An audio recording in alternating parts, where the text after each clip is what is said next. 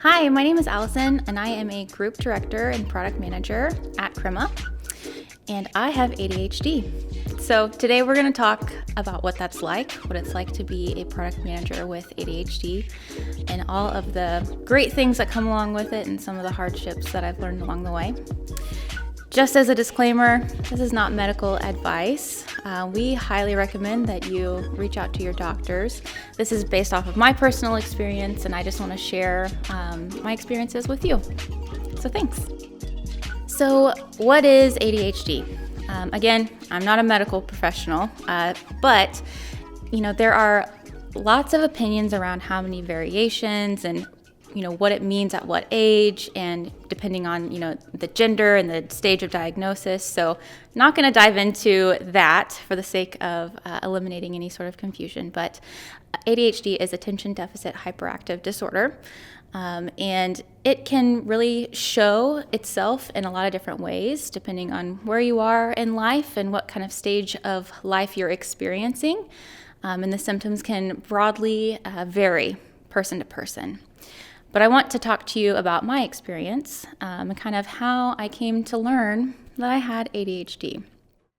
So I've been in product management for about 6 years and some change.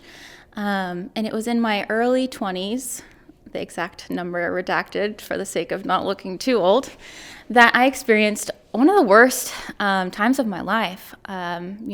Growing up in school and in college, I was really able to kind of breeze through things. Things were really easy for me. And that's not necessarily to brag. It's just school just came easily.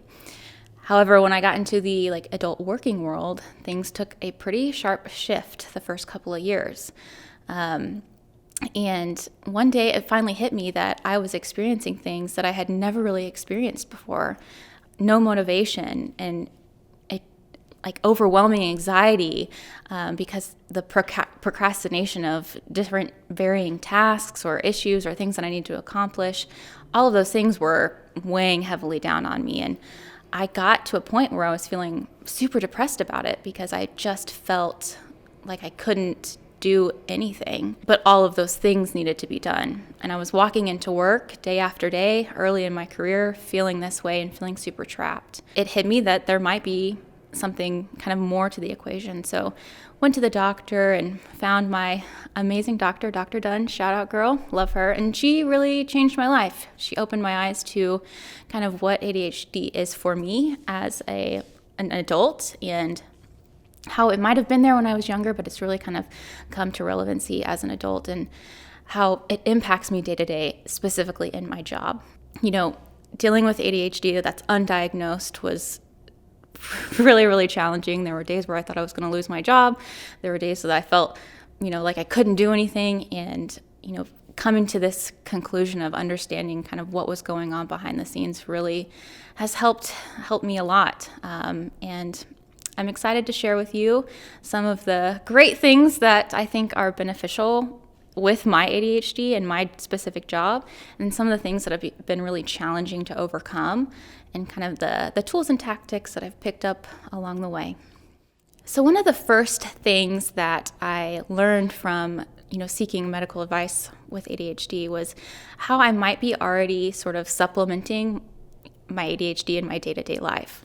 I was actually at a doctor's appointment and she was asking for my new insurance card because we were trying to figure something out.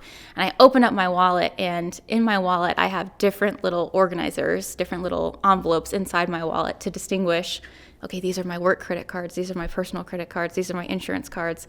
And she just starts laughing so hard, and I'm like, what's so funny? This is normal. And she explained that there are small things that I do to help myself along the way that I might not have ever even noticed that I was doing. And being able to organize, even how goofy that might have been with envelopes for my cards, was one tactic that I had implemented to help me visually understand where things were at any given time and to help organize things so that when I needed to access them, it was stress-free and easy.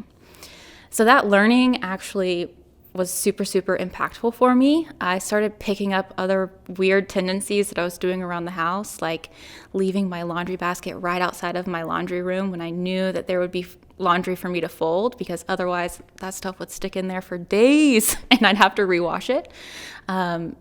Little things that I would do around the house subconsciously, but would help me along the way.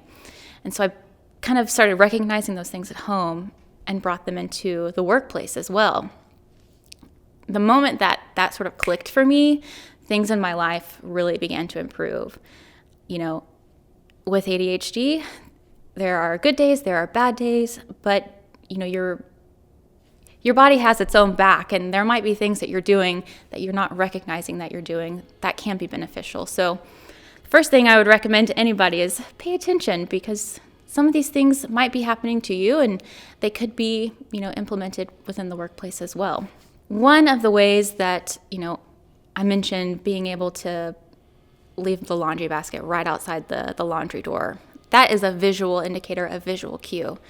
ADHD, largely, one of the tactics that people implement, maybe unconsciously or consciously, is these visual cues. Out of sight, out of mind, that reigns very prevalent within my life. So with the visual cues that I was doing at home, I brought that into the workplace. One of those things specifically being very explicit to-do lists. I'll talk about writing a lot because that's another tactic that I've implemented, but visual cues for anything that needs to be done. In product management, you got a to-do list that's forever long, and some of those things are high priority, some of those things are low priority, some of those things get tossed over the fence, and it's easy to get scatterbrained and lost. But what I've done is started to do visual cues with that. So I'll leave little notes about, hey, do this, this is really important. And if it's visually there in my workspace, I will remember it so much easier than saying, oh, locked it away, we're good, I'll come back to it. Those visual indicators are make or break for me. I've seen it implemented with sticky notes. Some people really like to do sticky notes around like their monitor or on their desk, but I have a designated planner and a designated note-taking notebook on my desk. So the items that I need to do go on the planner in the to-do section. The notes and like the general information go in the notebook.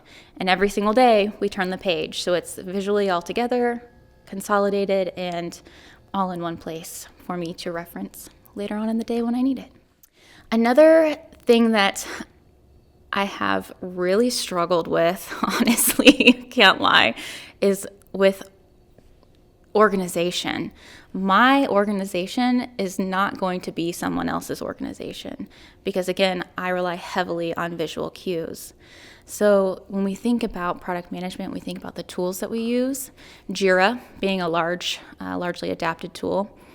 The way that I want to organize and tag and use the different visual indicators in that backlog is not the way that works for everybody else. And that has been such a struggle for me over the years.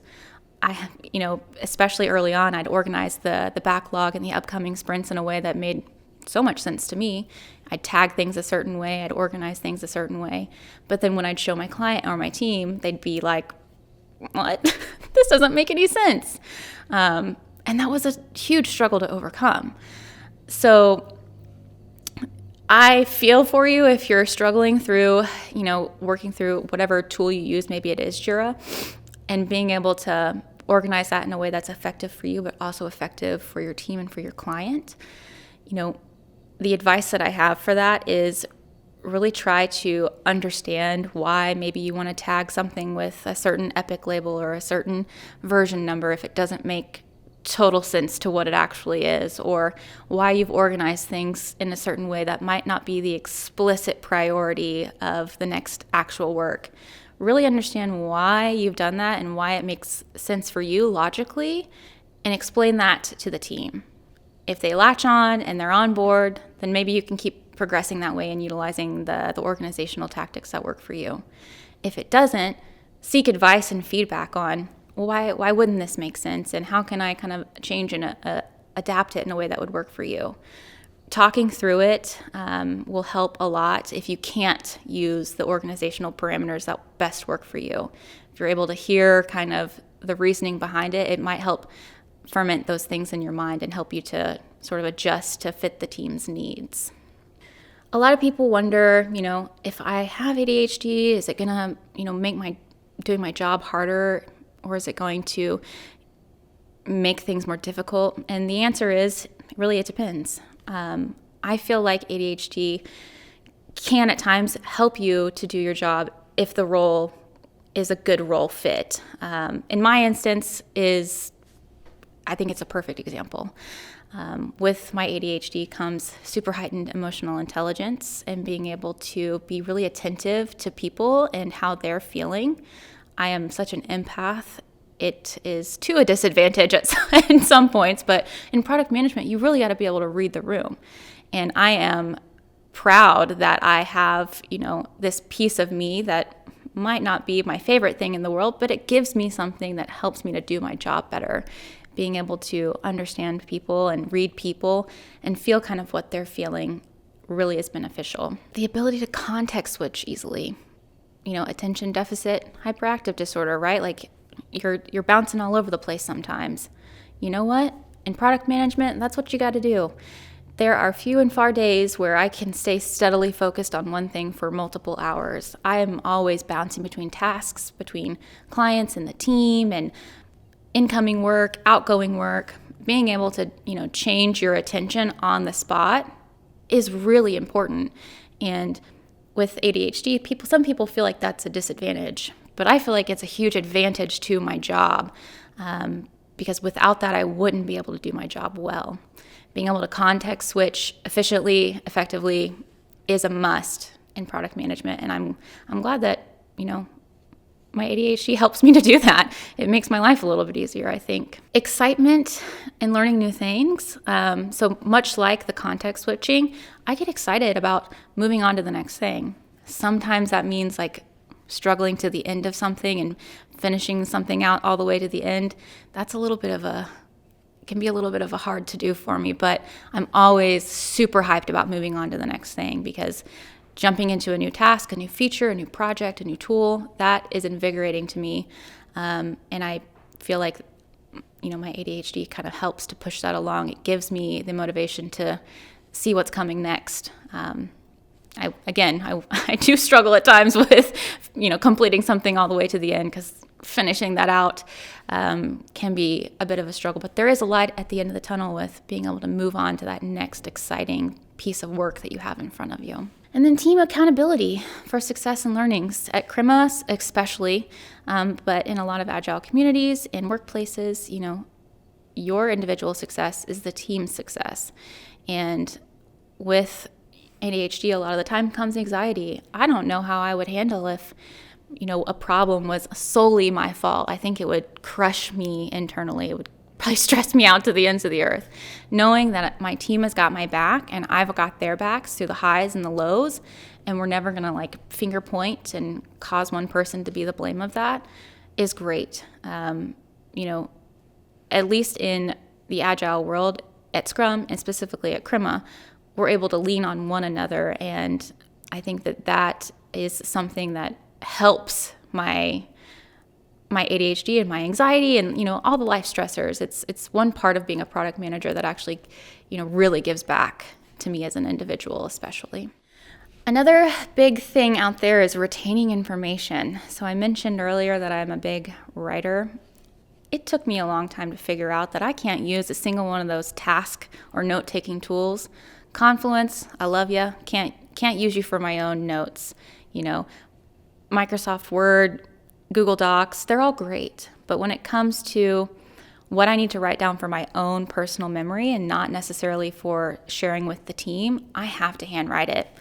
When I was little, that's how I learned how to spell things. You just write them over and over and over again, and it stuck.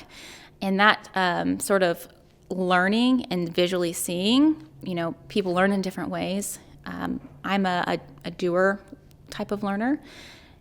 Being able to write it down and then see it visually later, that dynamic duo for me is next level, and it's been a game changer. People call it old-fashioned, but you know what? It works for me, so I love to do it. So retaining information from clients, I've got that specific designated book for these are the action items that I need to do, and then I have a specific designated book for the notes. So depending on if the conversation with the client is, okay, I need you to do this, this, and this, one will go in one, or if they're, reviewing things, talking about things, workflows, things like that, I'm jotting down notes the whole time. It can be a little bit hard if maybe you're a slower writer, maybe you're a faster typer. For me, I write faster than I type, but it's been great. When I was younger, I learned shorthand, and I think that helped me. I don't use it as frequently anymore, but if you're wanting to start, handwriting notes and you find yourself feeling a little bit behind, look into shorthand. It's not commonly used anymore, but it can increase your efficiency with handwriting notes down. Staying focused. Whew. That's the question of my lifetime. I'll tell you that. Staying focused is hard to do with ADHD. That's really a lot of what it boils down to at the end of the day for me. It's, I'm observing and feeling everything all at once, and my attention is all over the place. So being able to stay focused on a specific task, that has been a hard feat. I've come to the acceptance, maybe to my dismay, that, if I silence notifications or silence Slack, that's going to stress me right out. I can't do it. I can't turn those things off. They got to ring in the background. And for some people, that might feel overwhelming. But for me, at least knowing what's going on is better than me stressing myself out about not knowing what's going on. I really like to use that mark unread feature in Slack, and mark unread, or I guess it's mark unread in Gmail and Google. I am in the middle of a task, I get a Slack, I can take a look at it. If it's not urgent, I mark it as unread, and I don't feel any stress. I don't feel any procrastination about not getting back to them, but I at least know in my periphery of what's going on. I try really hard not to let that take my attention away. I try to set a firm rule of okay, you're letting yourself see these things, but unless it's urgent, unless you really need to act on it, finish up what you're doing before you get back to them. That can be a struggle at times, but I recommend giving it a whirl if you're like me and you got to know what's going on. You can't take not knowing. Another thing that's really been helpful now that I'm working from home, as much of the world is noise-canceling headphones. Cannot tell you the amount of help that has given me. I try not to listen to too much music during the day, normally because I'm in meetings. But when I'm not in meetings, maybe it's classical music, maybe it's vibey, calming music. But when I don't have any music on, the noise cancellation is amazing. If my dog is barking in the background or running around, that little bit of a distraction will kind of tear me away from what I'm needing to focus on. Investing in some solid noise canceling headphones was probably the best thing that I've done in the last 6 months. It has increased my efficiency a lot, and made me feel a lot calmer. Some of you might live in downtown noisy areas. I did up until last October, and the background noise of the city, I didn't even understand how much added stress that was giving me day to day. Moved out to the burbs, and with these noise canceling headphones now, the calmness has really come into play. With ADHD, you're always focusing on everything that's going on around you, and some of those things you might not even be aware that you're seeding energy into. It takes energy to listen to background noise. It takes energy to hear a car alarm going off. That has just given that back to me, and that's been incredible. Another thing that I like to do, and I don't do it as much as I should, is meditation. So in the moment meditation, mindfulness, being able to understand where you are in the present. You can do quick meditation exercises or longer meditation exercises if you want. But those are really fruitful. I really need to get better at it. I can't lie to you and say that I do it every day, but when I remember it, I do it, and it is really helpful. And last but not least is vitamin C and vitamin D. working indoors, being as pale and ghostly as I am, I need vitamin D. I need vitamin C. Helps my mood, helps my energy, helps me to stay focused. So recommend. Feeling overwhelmed is such a common thing, whether you have ADHD or not. I can only speak from a perspective of having it, but I know that, I feel overwhelmed a lot.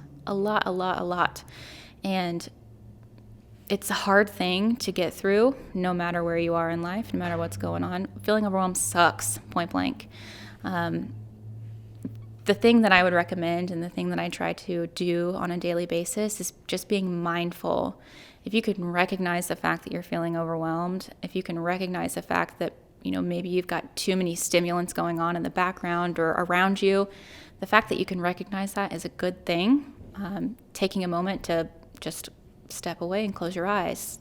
Do some breathing exercises. The 4x4x4, breathe in for 4 seconds, hold it for 4 seconds, breathe out for 4 seconds. That's a great way to calm yourself down and kind of just give yourself a moment to recalibrate. The overwhelmed feeling is never going to go away. You can't just say, I'll never be overwhelmed again, and expect that. We'll all feel overwhelmed at some point or another, but what is important is being able to actually acknowledge the fact that you feel that way or you're starting to feel that way, and taking time for yourself to handle it. Love yourself a little bit. Give yourself some time. Step away. That's okay. You can do that. Take care of it in whatever way works for you. Really recommend that breathing exercise. Petting a dog. That gives you good endorphins. Just taking a moment to breathe, Working from home. Whew. I would be lying if I said it wasn't so hard the first, 8 months. I'm an extrovert, or I thought I was. Plot twist, I might not be. It was so challenging. I felt incredibly overwhelmed, by the amount of things that I wanted to do, needed to do, wanted to feel involved. I missed having those connections. I really, used to leech energy off of my coworkers and feel like that would calm me down. And I didn't have that anymore, especially at the beginning. It was really hard, but the more I made my routines and the more I started accepting the things that I couldn't control, it has changed my perspective of working from home forever.